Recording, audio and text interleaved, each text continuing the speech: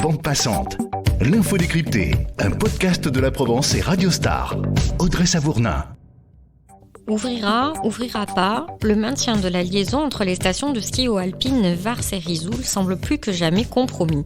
Fini la forêt blanche qui réunissait les deux domaines du Guiers 3 depuis plus de 46 ans et affichait 185 km de piste.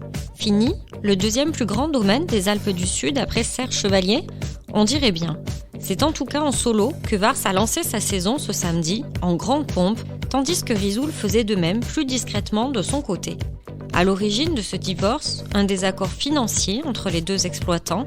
La liaison Vars-Risoul est-elle pour autant définitivement condamnée ? C'est le thème de ce nouvel épisode de Bande passante. Et c'est la question à laquelle va tenter de répondre Thomas Blanchon, journaliste dans les Alpes à la Provence. Il suit ce dossier depuis plusieurs mois et était sur place samedi. Thomas, la première fois qu'on entend parler de ce désaccord, c'est début octobre ? C'est ça, c'est le 5 octobre que la CNCDEV, qui exploite le domaine skiable de Vars, a annoncé sur les réseaux sociaux mettre un terme aux négociations avec la société Label Montagne qui gère les remontées mécaniques de Risoul. Ce désaccord, il porte sur l'indemnité compensatoire liée au flux de skieurs entre les deux domaines. Pour faire simple, une étude a été financée par les exploitants des deux domaines skiables pour savoir à quelle station profite le plus la liaison Forêt Blanche. Et sur l'hiver dernier, l'étude constate qu'il y a eu 540 000 passages et 190 000 heures de plus consommées par des clients de Risoul sur Vars. Autrement dit, il y a plus de clients de Risoul qui vont skier à Vars que l'inverse. Et donc, la CNCDEV réclame la somme de 860 000 € à la Belle Montagne, montant que l'exploitant de Risoul ne souhaite pas payer et demande un plafonnement à 400 000 €. Ouais, en fait, ce qui se passe, c'est que c'est la station qui vend les forfaits qui encaisse le montant des ventes, que ces skieurs restent sur son domaine ou qu'ils aillent aussi skier de l'autre côté. C'est bien ça ? Exactement, c'est ça. En fait, si un client achète son forfait à Risoul et vient skier sur Vars, Vars n'encaissera pas d'indemnité par rapport à ce passage-là. Et c'est justement le but de cette indemnité qui doit être mise en place. Y aura-t-il une forêt blanche cet hiver ? Beaucoup en doutent à l'heure où l'on se parle. Vous le voyez derrière moi, cette mention, la forêt blanche, qui est omniprésente dès l'entrée dans la station de Risoul, une mention qui pourrait ne plus rien vouloir dire cet hiver. Vars, Risoul, 2 stations et une amitié qui bat de l'aile. 280 000 €, voilà le prix de la liaison entre Vars et Risoul. Pourquoi Risoul n'accepte pas de mettre la main à la poche et de dépasser finalement ces 400 000 € et de répondre à la demande de Vars ? Alors Jean-Yves Rémy, le patron de la Belle Montagne, craint que cela entraîne des grosses difficultés financières pour son domaine skiable. Il explique aussi qu'il pourrait peut-être plus réaliser les investissements définis par le contrat de délégation de service public avec la mairie de Risoul. Et parmi eux, il y a notamment le télésiège de l'Homme de Pierre qui doit voir le jour l'hiver prochain, qui coûterait 11,5 millions d'euros. Et c'est quand même quelque chose d'assez conséquent pour Risoul et important aussi dans le cadre de son développement. Est-ce qu'il y a déjà eu des différends de ce type entre les deux stations ? Ce genre de différend est fréquent dans le cadre de domaines skiables reliés. Beaucoup se souviennent des conflits qu'il y a pu avoir dans le passé, notamment dans les années 90 et 2000 à Serre Chevalier, lorsque les pistes étaient exploitées par plusieurs sociétés en fonction des communes. Et pour en revenir à Vars et Risoul, chaque année, il y a des désaccords sur le montant de cette indemnité compensatoire, mais jamais au point de renoncer à la liaison, ni même d'en entendre des menaces. L'objectif du financement d'une étude par les deux exploitants était justement de ne plus avoir à discuter de cette indemnité. Mais bon, ça n'a pas vraiment fonctionné pour l'instant. Il y a eu des avancées malgré tout en ce début de mois, des efforts qui ont été faits du côté de Risoul, mais qui n'ont pas été jugés suffisants par Vars. Voilà, c'est ça. La commune de Risoul a travaillé avec l'exploitant, donc la Belle Montagne, sur des aménagements de son plan d'investissement permettant d'inciter le délégataire à accepter de nouvelles conditions. Alors ça a fonctionné puisque Jean-Yves Rémy, donc le patron de la Belle Montagne, a fait une nouvelle proposition à Vars. Il accepte de déplafonner l'indemnité compensatoire, mais seulement pour l'hiver 2022-2023. Donc la proposition a été rejetée par Vars qui souhaite un déplafonnement de cette indemnité, non seulement pour l'hiver en cours, mais aussi pour les deux suivants et pour l'hiver 2021-2022. Ça veut dire que Risoul était prêt à aller jusqu'aux 860 000 € pour cette saison ? Alors rien ne dit que ça aurait été 860 000 € puisque le chiffre aurait été calculé en fonction des passages de Risoul vers Vars et de Vars vers Risoul pour l'hiver qui est en cours. Donc le montant de 860 000 €, il était calculé par rapport au flux qu'il y a eu l'hiver 2021-2022. Là, les 400 000 € qu'ils ont proposés, c'est uniquement donc pour l'hiver 2021-2022. Ils ont dit, nous, on n'ira pas au-dessus de 400 000 euros. En revanche, le geste qu'ils étaient prêts à faire, c'est accepter de payer la somme intégrale pour l'hiver 2022-2023. Mais bon, Vars réclame ces conditions-là pour 3 saisons plus la saison dernière. Liaison Vars-Risoul, Renaud Muselier durcit le ton. C'est la première fois que le président de la région Sud s'exprime et il a choisi BFM d'ici pour le faire. Il veut vite que les deux parties s'entendent pour la survie de la forêt blanche au sujet des subventions de plusieurs millions d'euros. La menace que la région se désengage des projets en cours est bien réelle. On a vu que Renaud Muselier, le président de la région PACA, avait quand même lui aussi fait pression pour qu'un accord soit trouvé. Est-ce que vous voyez un lien avec son intervention dans cette réaction de la mairie de Risoul ? Ce qui est sûr, c'est que cet avertissement de Renaud Muselier, il inquiète beaucoup à la fois les exploitants de Vars, mais aussi de Risoul et aussi les communes et intercommunalités qui sont forcément concernées. Renaud Muselier ne rentre pas dans les détails des discussions entre les deux exploitants. Il a simplement vivement invité les deux parties à se mettre d'accord rapidement puisqu'il souhaite voir les territoires avancer afin de demander l'organisation des Jeux Olympiques d'hiver en 2034 ou 2038.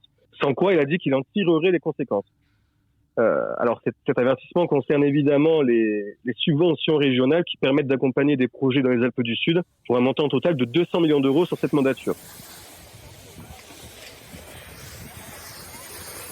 Est-ce que Vars ne lâche pas finalement parce qu'elle a moins à perdre en termes de fréquentation que Risoul ? Alors à mon avis, le président de la CMCDF de Vars, Dominique Claudret, il lâche pas parce qu'il estime que c'est un dû pour Vars. Après, c'est clair que l'impact sera plus important sur Risoul que sur Vars, parce que outre le fait que Vars est plus grande que Risoul, la clientèle, c'est pas la même. Il y a beaucoup de propriétaires de loueurs privés à Vars qui semblent rester fidèles à la station. Et à Risoul, il y a une forte clientèle des tours opérateurs. Et ces professionnels du tourisme n'hésitent pas à aller voir ailleurs si l'offre n'est plus adaptée à leurs besoins. Et ça se ressent d'ailleurs dans les chiffres de réservation. Il y a quelques jours, Risoul accusait une chute de 52% de ses réservations pour les 2 semaines des vacances de Noël par rapport à l'année dernière. C'est un chiffre inédit, énorme. De son côté, Vars annonçait début décembre une baisse de 8 points pour la période des fêtes, même si le week-end d'ouverture, la station était remplie à 84%.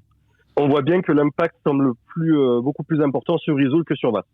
Vars qui se permet d'ailleurs même d'augmenter son forfait de 43,50 € à 47,50 € alors qu'elle est amputée de 38% de son espace skiable. Exactement. Donc, le prix de 47,50 €, c'était ce qui était prévu initialement pour la forêt blanche, avant qu'il y ait ce désaccord qui ne permette pas donc l'ouverture du domaine relié. Mais il faut savoir que le prix du forfait de ski a augmenté dans l'écrasante majorité des stations des Alpes du Sud et même à l'échelle nationale, en moyenne de 5 à 10%, notamment pour faire face à l'explosion de la facture énergétique. Pour prendre l'exemple de Vars, elle payait le mégawattheure 52 € il y a quelques mois. Et à partir du 1er janvier, il sera à 497. C'est-à-dire qu'on est presque sur x10. Dans ces conditions, il est difficile de ne pas augmenter le tarif des forfaits.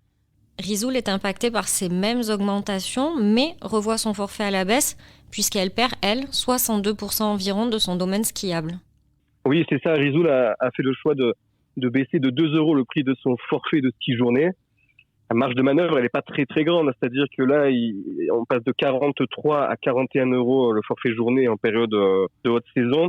Mais voilà, avec ces augmentations des coûts d'exploitation, Risoul n'a pas pu baisser plus le forfait, malgré effectivement une offre qui comprend 62% de moins d'espace skiable.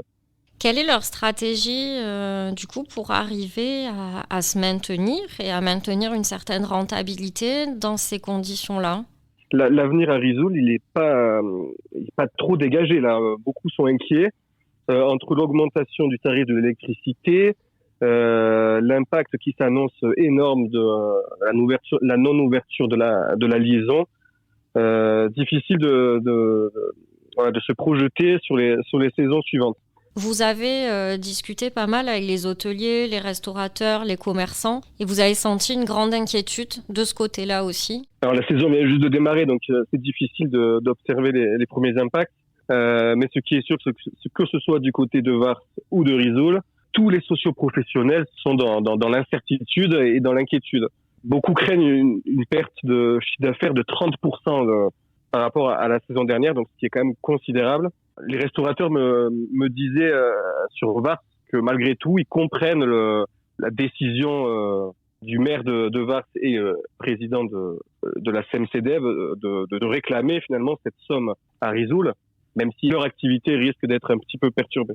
Conséquence, les skieurs, les clients désertent déjà le domaine skiable de la Forêt-Blanche. Alors des commerçants de Vars et de Risoul accompagnés de membres de la CCI ont été reçus hier en préfecture des Hautes-Alpes. S'il ne fallait retenir qu'un chiffre, ce serait celui du poids économique que représentent les socioprofessionnels de Vars et de Risoul qui contribuent à la dynamique du domaine à hauteur de près de 300 millions d'euros. La fermeture de la liaison met en péril cette économie.